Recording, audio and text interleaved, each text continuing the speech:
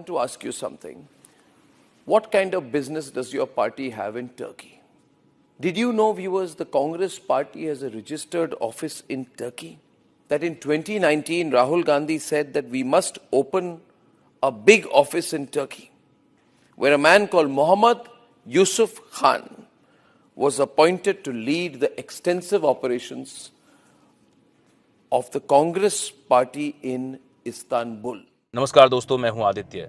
झूठ तब तक जिंदा रहता है जब तक उसे पहचान कर काटा ना जाए। हमारे देश में रोज़ाना ऐसे कई झूठ खड़े किए जाते हैं जो राजनीतिक फ़ायदे के लिए होते हैं तो कभी टीआरपी के लिए होते हैं, लेकिन कभी कभी एक झूठ पूरे देश के सामने बेनकाब कर दिया जाता है। तब समझ में आता है कि सच कितना ज़रूरी था।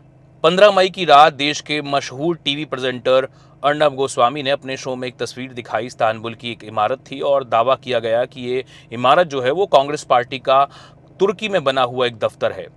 अब ज़रा सोचिए, तुर्की यानी एक ऐसा देश जिसने इन दिनों भारत से अपने रिश्ते बहुत अच्छे नहीं रखे हैं, और कांग्रेस यानी भारत की मुख्य विपक्षी पार्टी, तो इन दोनों को जोड़कर ये नैरेटिव खड़ा कर दिया गया कि कांग्रेस तुर्की के साथ मिली हुई है और इस वजह से वो भी देश की दुश्मन है, राष्ट्र विरोधी है। ये आरोप सीधे उस इमारत के नाम पर टिका था जिसके नाम में कांग्रेस लिखा हुआ था, कांग्रेस शब्द का इस्तेमाल हुआ था। लेकिन असलियत ये है कि इस्तांबुल कांग्रेस सेंटर नाम की वो इमारत तुर्की की म्युनिसिपल सरकार यानी इस्तांबुल मेट्रोपॉलिटन म्युनिसिपैलिटी की एक इमारत है, एक संपत्ति है। वो एक इंटरनेशनल कन्वेंशन हॉल है, ना कि कांग्रेस पार्टी का कोई दफ्तर।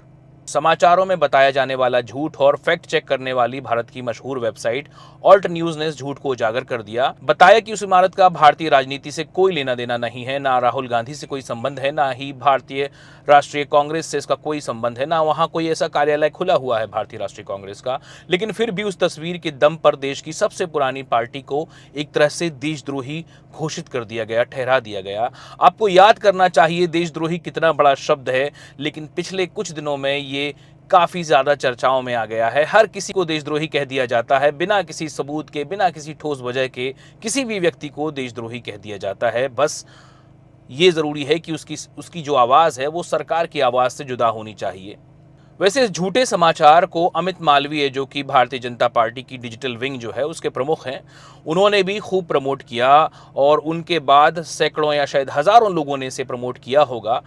इसके बाद आया जब ये सब हो गया, ऑल्ट न्यूज़ ने ये सब बातें बता दी कि ये झूठा मामला है, तो उसमें ऑल्ट न्यूज़ के जुबैर ने एक जोकर का भी चित्र बनाया। जाहिर बात है ये जोकर जो है वो अर्नब गोस्वामी थे जो जोकर बन गए थे। जब इस झूठ का पर्दाफाश हो गया तो एक छोटा सा माफीनामा आया जिसमें एक लाइन की टेक्निकल एरर की बात थी। इसमें ना अर्नब की आवाज़ थी, ना उनका वो अंदाज था, ना ही वो गुस्सा था जो उन्होंने स्क्रीन पर दिखाया था। गलती हो गई, बस इतना कहकर पल्ला झाड़ लिया।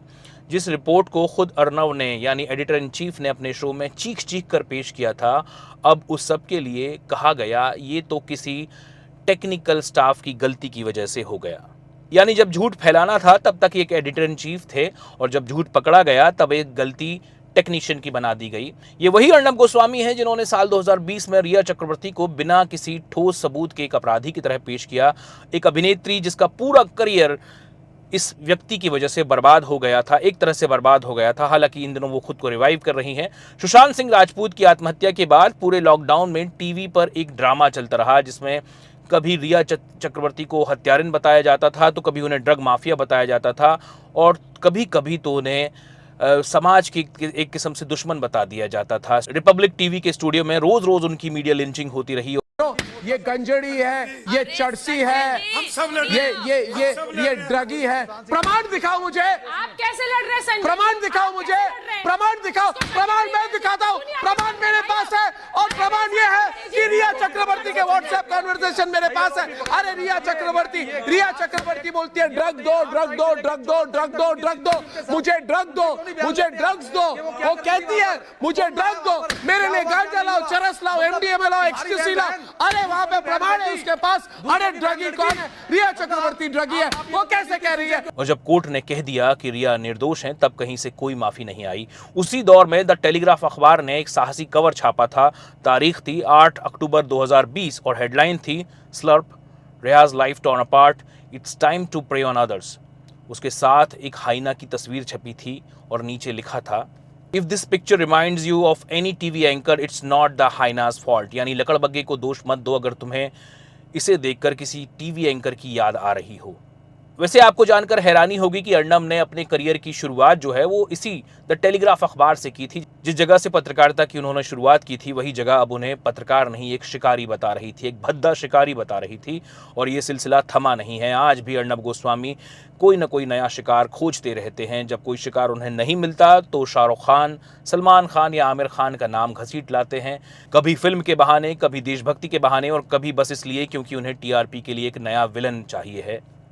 दुख इस बात का है कि ऐसे झूठों पर मानहानि के मुकदमे शायद ही कभी होते हैं, और जब मुकदमे नहीं होते तो इन झूठों को रोकने वाला भी कोई नहीं होता। अब सोचिए क्या इस तरह की चीख पुकार वाली पत्रकारिता से देश का भला होगा। लेकिन इस बार कांग्रेस पार्टी ने अर्नब गोस्वामी और अमित मालवीय पर मानहानि का दावा ठोक दिया है, उन्हें कोर्ट में घसीट लिया है, और शायद यही वजह रही होगी कि अर्नब गोस्वामी ने एक माफीनामा छाप दिया, भेज दिया। आप सोचिए क्या इस तरह की चीख पुकार वाली पत्रकारिता से देश का भला हो पाएगा? क्या हम इसी मीडिया के सहारे भविष्य तय करेंगे अपने देश का, जो हर सच को चिल्ला चिल्ला कर झूठ में बदल देता है? अगर आप भी ऐसा मानते हैं तो अब वक्त है जवाबदेही तय करने का। तो इस वीडियो को ज़्यादा से ज़्यादा लाइक और शेयर कीजिएगा, और मेरे चैनल को सब्सक्राइब भी ज़रूर कीजिएगा, क्योंकि अगर हम अब भी नहीं बोले तो वो चीखते रहेंगे और झूठ जीतता रहेगा। इसलिए ज़रूरी है ऐसे झूठों पर अपनी आवाज़ उठाई जाए। बहुत शुक्रिया आपका।